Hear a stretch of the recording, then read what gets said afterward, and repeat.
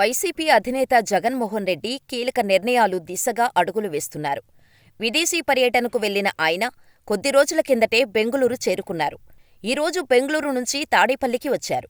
ఈ సందర్భంగా వైసీపీ నాయకులు ఆయనకు స్వాగతం పలికారు.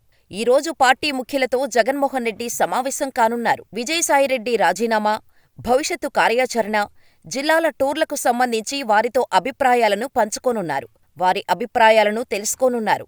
జిల్లాల వారీగా పార్టీ పరిస్థితి ఏంటి, ఎక్కడెక్కడ ఏ మార్పులు చేయాలి అనే దానిపై చర్చించనున్నారు.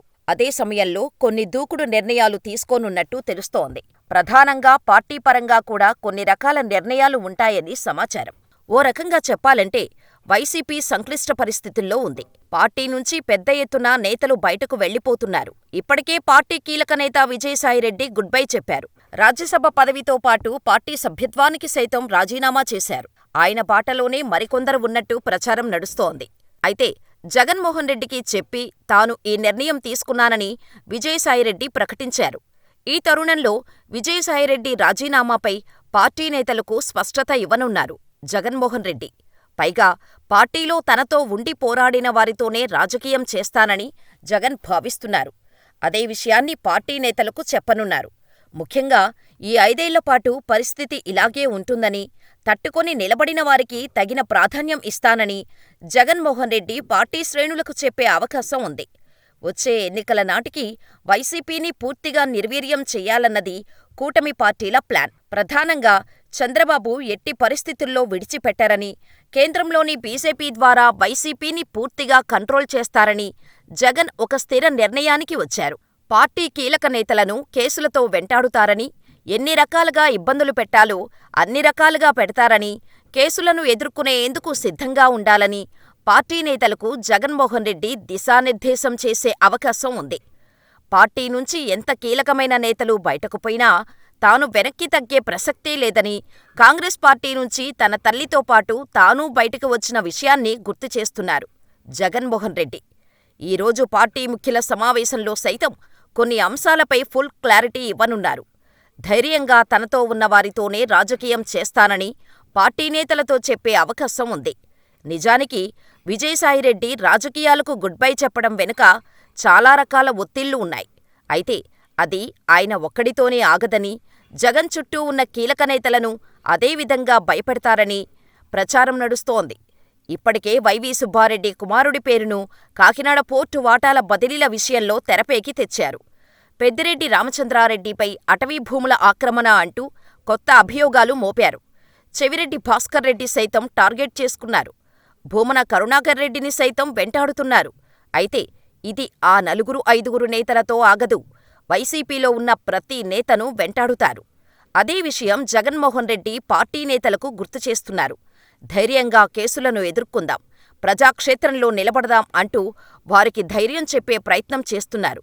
నిలబడేవారి తన వెంట నడవాలని, లేకున్నవారు తమ ఇష్టప్రకారం నడుచుకోవచ్చని జగన్మోహన్ రెడ్డి తేల్చి చెబుతున్నారట.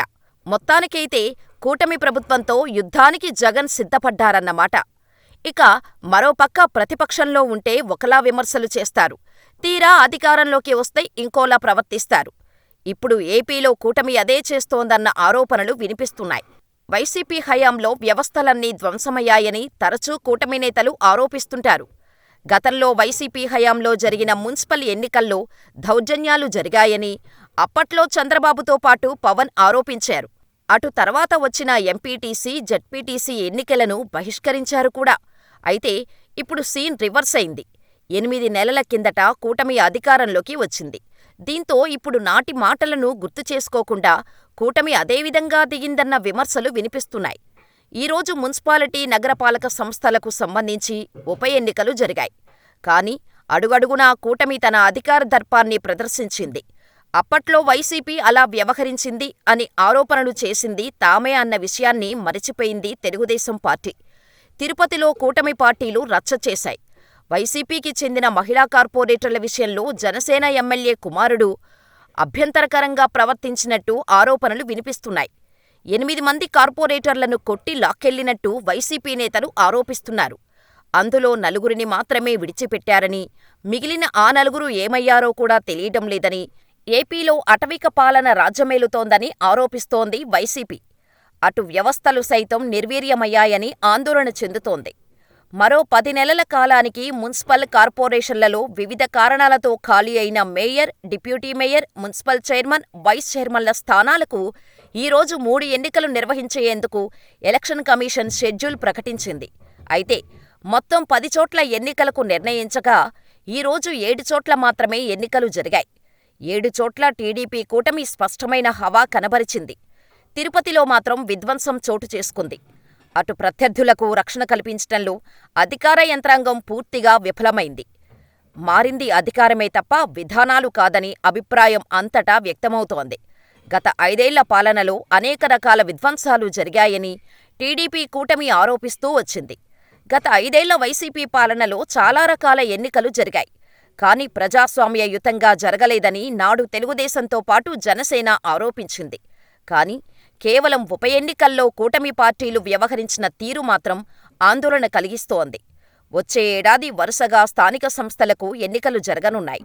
ప్రస్తుతం కూటమి పార్టీల తీరు చూస్తుంటే భవిష్యత్తులో జరగబోయే ఎన్నికలు ఏ స్థాయిలో ఉండబోతున్నాయో అర్థమవుతోంది. సోషల్ మీడియా వేదికగా దీనిపై అనేక రకాల ఆరోపణలు వినిపిస్తున్నాయి. కూటమి ప్రభుత్వ తీరుపై ముప్పేటా విమర్శలు వ్యక్తమవుతున్నాయి.